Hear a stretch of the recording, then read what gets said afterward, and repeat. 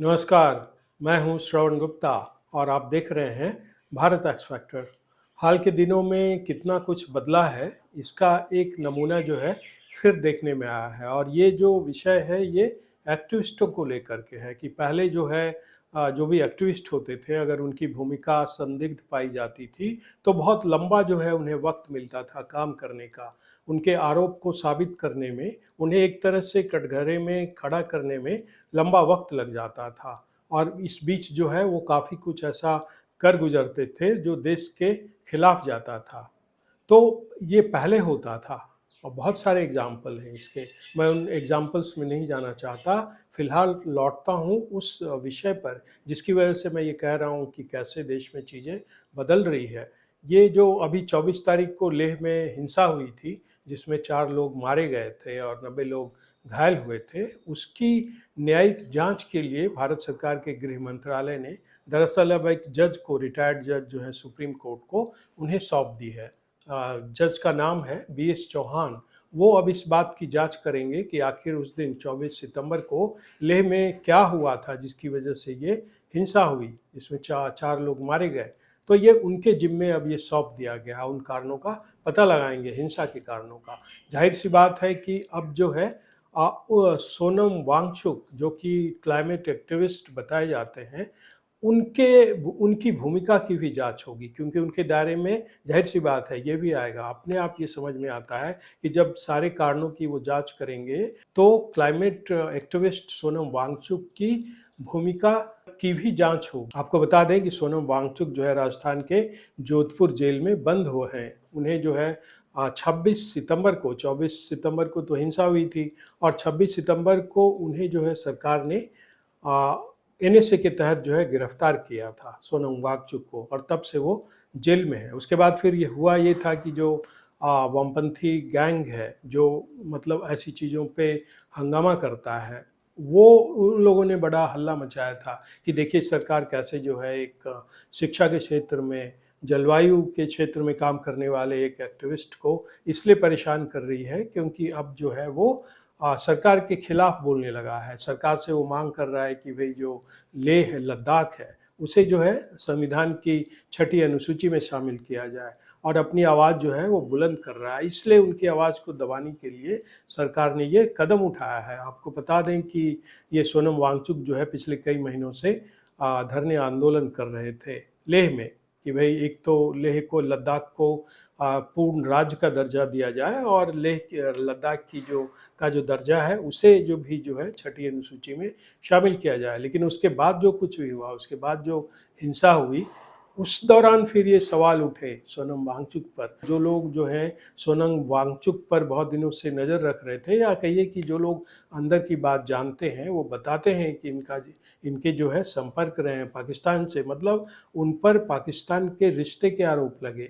उन पर यह भी आरोप लगा कि वो विदेश से पैसे आ रहे हैं उन्हें, और वो ये सब कुछ जो कर रहे थे, ये आंदोलन अपना, उसे विदेश से समर्थन प्राप्त था, और कहीं न कहीं इनके तार जो है पाकिस्तान से जुड़े हैं। ऐसे आरोप सोनम वांगचुक पर लगे। और फिर जब उन्हें NSA के तहत गिरफ्तार किया गया तो उनके जो चाहने वाले थे, उन लोगों ने बड़ा हल्ला मचाया। उसके बाद फिर जो है सोनम वांगचुक की पत्नी गीतांजलि अंगमो ने सुप्रीम कोर्ट में याचिका दायर कर कहा कि नहीं, वो कहाँ है हमारे पति, हमें कुछ इसकी जानकारी नहीं है, वो किन हालात में हैं, और उन पर जो NSA लगाया गया है उसका भी कोई आधार नहीं है, उनके हिरासत का हमें जो है कारण नहीं बताया गया है। तो ये याचिका लेकर वो सुप्रीम कोर्ट के पास गई थी। अब इस कार्पस उन्होंने एक तरह से फाइल किया था, बंदी प्रत्यक्षीकरण।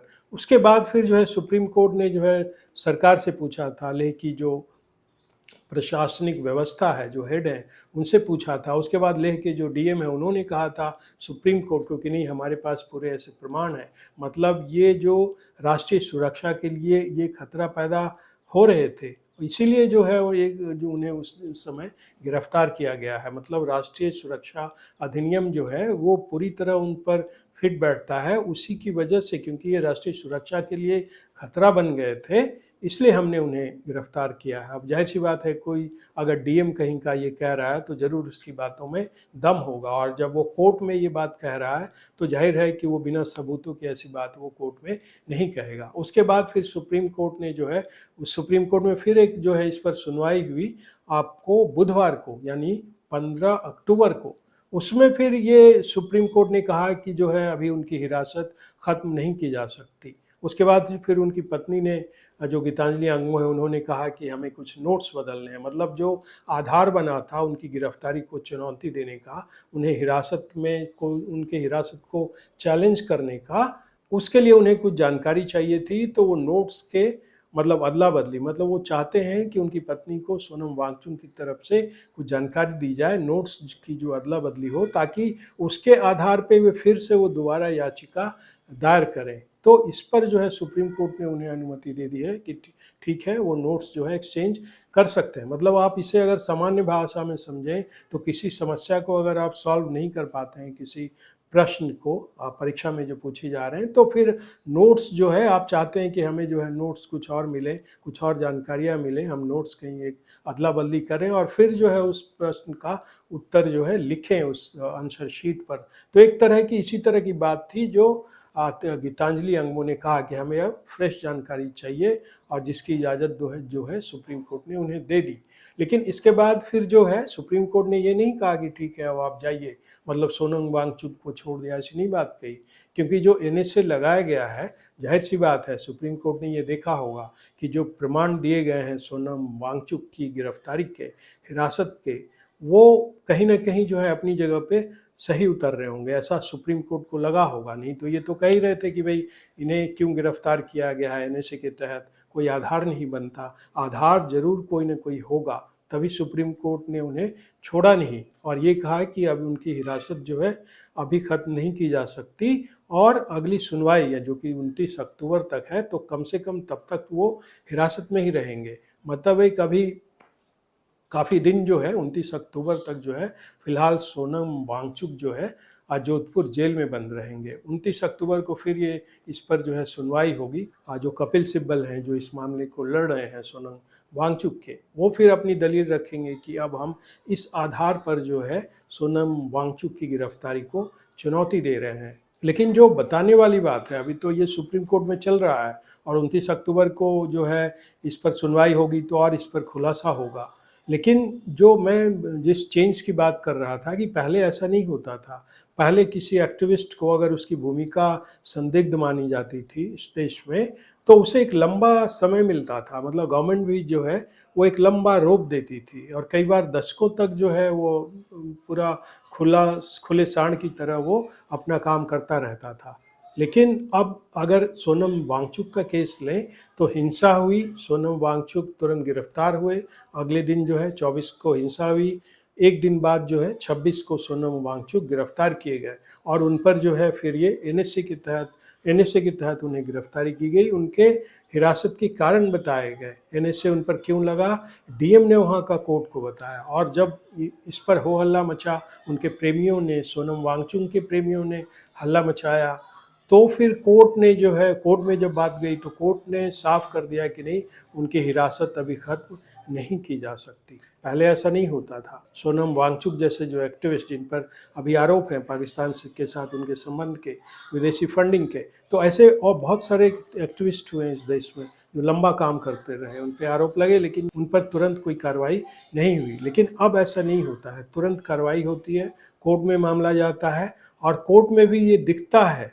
फिलहाल अभी तो दिख रहा है कि भाई कोर्ट ने उन्हें छोड़ा नहीं। सबको लग रहा था जो सोनम वांगचुक के प्रेमी हैं कि भाई नहीं अब तो जो है छूट जाएंगे, वो भाई कैसे इन्हें से लगा दिया है, वो तो ऐसा आदमी हो ही नहीं सकता है, वो तो शिक्षा के लिए काम करता है, वो तो पर्यावरण के लिए काम करता है, और ये जो मोदी सरकार है बदला ले रही है, मतलब तमाम तरह की बातें वो कर रहे थे। लेकिन ऐसा कुछ नहीं हुआ, वो अब भी जोधपुर की जेल में सोनम वांगचुक बंद है। तो मैं जिस परिवर्तन की बात कर रहा था वो यही उदाहरण एक और है इस क्षेत्र में। मतलब एक्टिविस्ट को अगर लेकर देखें कि कैसे एक्टिविस्ट को अब तुरंत रोक दिया जाता है, वो सही है या गलत, वो उसकी तुरंत जांच शुरू हो जाती है। अगर सही है तो ठीक है, कोई दिक्कत नहीं है, लेकिन अगर वो गलत है, उसकी हरकतें, उसके काम जो है देश विरोधी हैं, बाहर से उसके फंड मिल रहे हैं, पाकिस्तान से उसके तार जुड़े हैं, और ये आरोप अगर सच साबित होते हैं तो फिर देश को पता लग जाता है। ये सब का सब काम जो है तुरंत होता है।